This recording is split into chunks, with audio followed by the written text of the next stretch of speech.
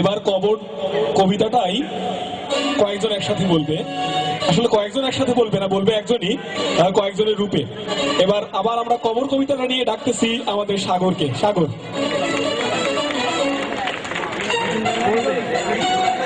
আবার আশা লাগলো। এটা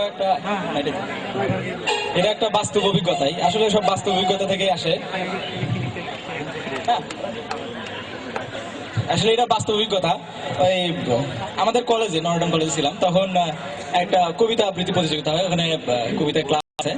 তো ওইখানে কবিতা আবৃত্তি প্রতিযোগিতায় আরামবাগের পাশেই, যেহেতু নর্ডন কলেজ, ওখানে প্রতিযোগিতা হইতো। তো একবার সিলেক্ট করে দেওয়া হলো যে বিভিন্ন জায়গা থেকে বিভিন্ন লোক আসছে, তারা কবিতা প্রতিযোগিতায় অংশগ্রহণ করবে, কিন্তু কবিতা একটাই, সেটা হলো কবর, যেটা রাজন ভাই বলে গেলেন।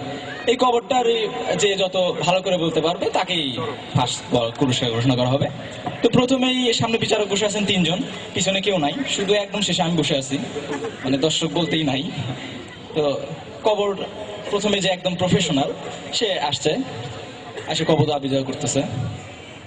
কবর জসিমউদ্দিন, এইখানে তোর দাদির কবর, ডালিম গাছের তলে 30 বছর ভিজিয়ে রেখেছি 2 নয়নের জলে। সে ভালো মার্কস পেয়ে চলে যায়।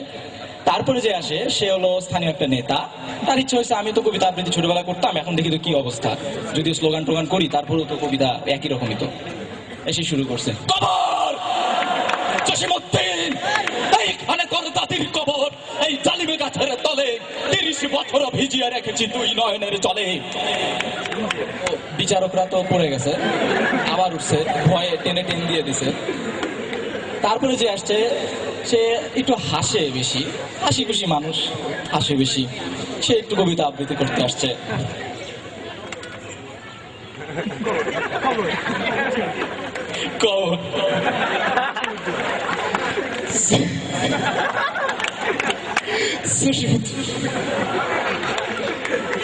এইখানে তোর দাদির কবর,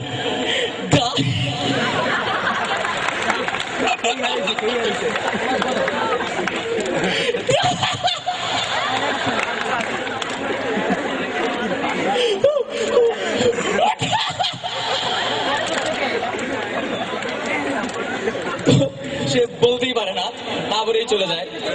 তারপরে যে আসে সে ওই রকমই আর কি, একটু কাঁদে, একটু কাঁদে, একটু কাঁদে। সে আসছে,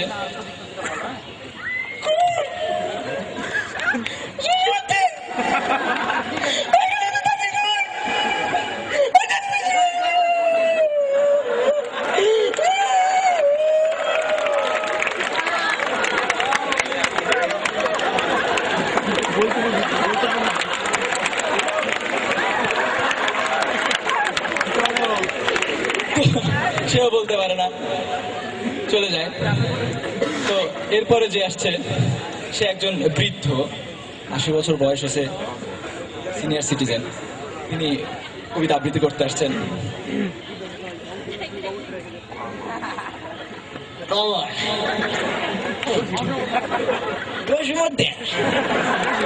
এখানে তো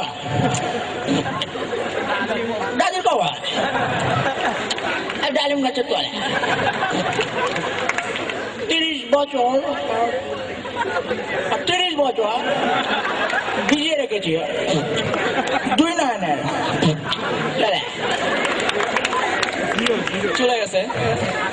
তারপরে যে আসছে নেক্সট পারফরমেন্স, সে আরামবাগের কাছেই, তো আরামবাগের কিছু লোকজন আছে বিখ্যাত, ফিমেলও না, মেলও না, ছেলেও না, মহিলাও না, আসলে এদের কোনো চয়েস ফর্ম পূরণ হয় না, মাঝামাঝি আদার্স পাবলিক, আরামবাগের হিজড়া।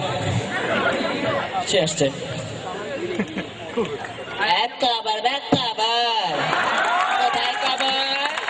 এখানে তোর দাদির কবর, ডালিম গাছের তলে ভিজিয়ে রেখেছি 2 নয়নের জলে। সে চলে গেছে। আমি পিছন থেকে শুধু হতবাক হচ্ছিলাম, কি প্রতিভা, কত ধরনের কবিতা। শেষে যে আসলো সে একটু তোতলা, কথা বলতে গেলে তোতলায়। সে লাস্ট প্রতিযোগিতা আসছে, সে জানে আমি পারবোই, পারতেই হবে।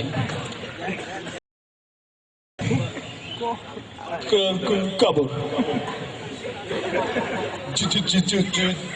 জসিমউদ্দিন, এইখানে তোর দাদির কবর, ডালিম গাছে আর বলতে পারবো না।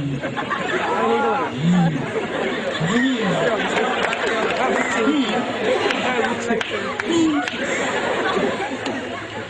বুঝে গেছি।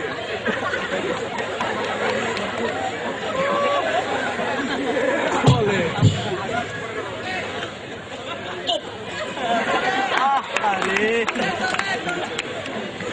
ধন্যবাদ। গান শুনবো, যার কাছ থেকে গান শুনবো সে একসময় জাতীয় শিশু পুরস্কার প্রতিযোগিতায় দেশাত্মবোধক গানে প্রথম হয়েছিল, গোল্ড মেডেল প্রাপ্ত। পরবর্তীতে গান থেকে অনেক দূরে চলে গেছে এবং দূরে চলে গিয়ে খুব যে খারাপ করেছে তা না, দূরে চলে গিয়ে সে বেশ কিছু প্রতিষ্ঠানের জন্ম দিয়েছে। আসছে অনেকগুলো প্রতিষ্ঠানের জনক, উদ্ভাসের প্রতিষ্ঠাতা সোহাগ ভাইয়া। সোহাগ ভাইয়া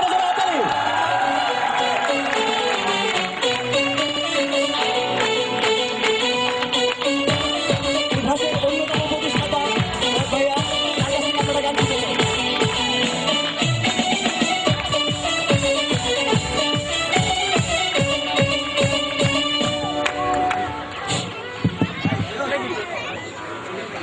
আমি একটা লালন গীত গাইব, খুব পরিচিত গান। এই যে কোথায় বসে আমাদের এই যে প্রতিষ্ঠান আর গানের লিরিক আমার মনে থাকে না, মাঝখানে এলোমেলো হয়ে যাবে, আর পুরাটাও গাইতে পারবো না। মিলন হবে কত দিনে,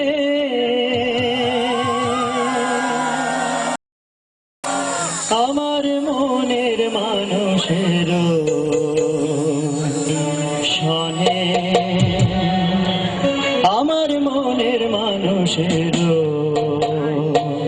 সনে মিলন হবে কত দিনে, মিলন হবে কত দিনে, আমার মনের মানুষের সনে, আমার মনের মানুষের সনে মিলন হবে কত দিনে, মিলন হবে কত দিনে, আমার মনের মানুষের সনে, আমার মনের মানুষের সনে।